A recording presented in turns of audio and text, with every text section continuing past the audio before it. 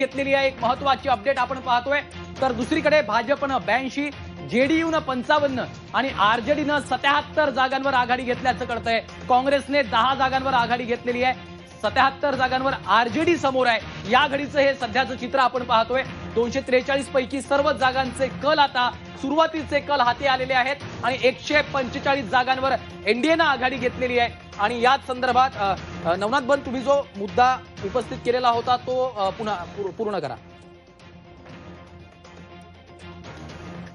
निश्चितपणे आता ज्या पद्धतीने ही आघाडी घेतली याचा अर्थ काय, तर जनतेचे आशीर्वाद हे पंतप्रधान नरेंद्र मोदीजी आणि नितीश कुमारजी यांच्यासोबत आहेत। बिहारचा झालेला विकास हे बिहारच्या लोकांना मान्य आहे आणि त्यामुळेच बिहारच्या जनतेनं भरभरून आशीर्वाद दिले आणि काँग्रेसला नाकारण्याचं काम या निवडणुकीमध्ये केले। बालाजी गाडे यांनी अनेक मुद्दे उपस्थित केले। आज या बिहारमध्ये उपस्थित केलेल्या मुद्द्याला कुठलाही आधार नाही।